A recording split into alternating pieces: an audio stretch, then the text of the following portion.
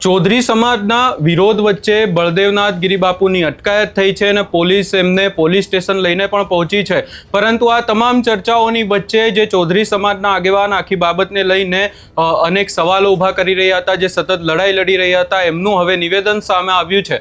શું છે સમગ્ર મામલો, એની વિગતે ચર્ચા કરીશું। નમસ્કાર, હું છું ઉજ્જવલ અને આપ જોઈ રહ્યા છો નિર્ભય ન્યૂઝ।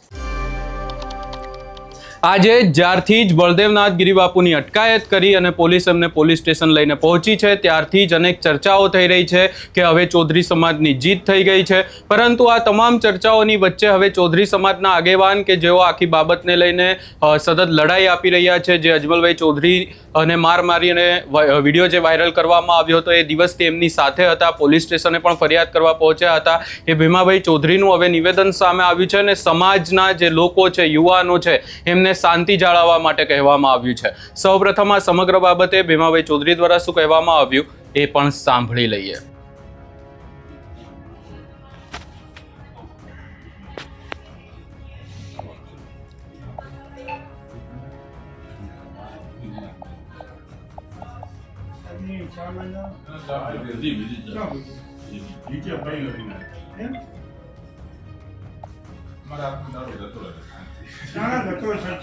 हेलो, जय अरबुदा, जय राजेश्वर भगवान, जय तेजाजी महाराज। दरेकनी मागणीओ हती अने मागणीओ मुजब अत्यारे समाचार मळी रह्या छे के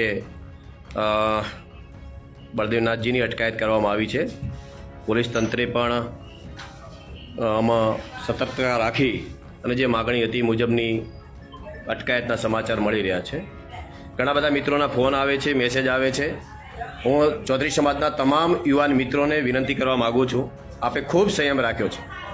આપણે એક આદર્શ સમાજ તરીકેની એક આપણે છાપ ઊભી કરી છે, તો આદર્શ તરીકે આપણે બધાએ વર્તવાનું છે, કારણ કે ખૂબ સંયમ જાળવ્યો છે। અત્યારે અટકાયત થઈ છે એટલે ઘણા બધા સમાચારો ગેરમાર્ગે દોરવાના આવશે। કોઈ સમાજનો, મારા યુવાન મિત્રોને, સમાજને, તમામ સમાજના દરેક યુવાનોને વિનંતી કરું છું, કાયદો કાયદાનું કામ કરશે અને કાયદો આમાં કામ કરી રહ્યો છે। એટલા માટે ક્યાંય ઉશ્કેરણીજનક કોઈ કોમેન્ટ ન કરો। મહેરબાની કરીને આજનો દિવસ ખૂબ સંયમ રાખવા માટે બે હાથ જોડીને વિનંતી કરું છું। ખાસ કરીને ચૌધરી સમાજના યુવાનોને વિનંતી કરું છું, ક્યાંય આવેશમાં નહીં આવીએ, કોઈ ઉશ્કેરાટ ન થાય, શાંતિપૂર્વકનું કામ લેવાનું છે। અત્યારે જે સમાચાર મળ્યા છે કે એમની અટકાયત થઈ છે, પરંતુ મને પણ તમને સમાચાર મળ્યા છે, જે રાત્રે વાત થઈ હતી મુજબ કે અટકાયત કરીશું, તો અટકાયત કદાચ થઈ છે, પરંતુ ખૂબ સંયમ રાખવાનો છે, શાંતિ રાખવાની છે। વિગતે બધા સમાચાર લઈ અને 3 થી 4 વાગે ફરી બધા આગેવાનો સાથે વાત પણ કરીશું, લાઈવ પણ થઈશું, પણ ત્યાં સુધી ખૂબ સંયમ રાખવા માટે વિનંતી કરું છું।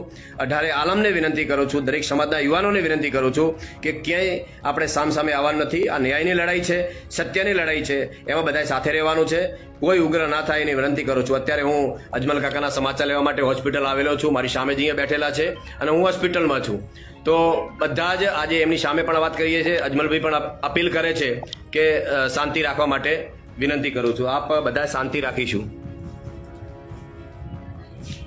શાંતિની અપીલ કે કોઈ ઉશ્કેરાય નહીં, યુવાનો કોઈ પણ વસ્તુ ઉશ્કેરાય નહીં। અને જે તંત્રએ મારા માટે જે કાર્ય કર્યું બહુ સારું કામ કર્યું છે, અને કોઈ પણ ખોટી કોમેન્ટમાં બીજામાં ત્રીજામાં આવશો નહીં। મને પણ આ બાબતે હેમાભાઈની વાતથી અને બીજાના મારી આખી 18 આલમથી મને આ વાતથી સંતોષ છે, અને આ જે અટકાયત કરવાની થઈ છે એના માટે મને ખૂબ સંતોષ છે। આગળની વિગતે ચર્ચા આપણે કરીશું, કારણ કે પોલીસે કઈ રીતે અટકાયત કરી છે, શું છે, વિગતે આપણે ચર્ચા કરી લઈશું। પરંતુ અત્યારે અટકાયત કરી છે એટલે પોલીસ તંત્રનો, એસપી સાહેબનો આ તબક્કે ખૂબ ખૂબ આભાર પણ વ્યક્ત કરું છું। પરંતુ હજી વિગત મારા પાસે આવી નથી, એમની અટકાયત થઈ છે, બાકીની ચર્ચા મોડા કરીશું। પણ સંયમ રાખવા માટે, શાંતિ રાખવા માટે હું તમામ સમાજના યુવાન આગેવાનો મિત્રોને વિનંતી કરું છું કે વેર વિગ્રહ ના થાય, એની શાંતિ જાળવવા માટે વિનંતી કરું છું। કાયદો કાયદાનું કામ કરશે, કાયદાએ કદાચ આ કામ કર્યું છે તો બધા શાંતિ।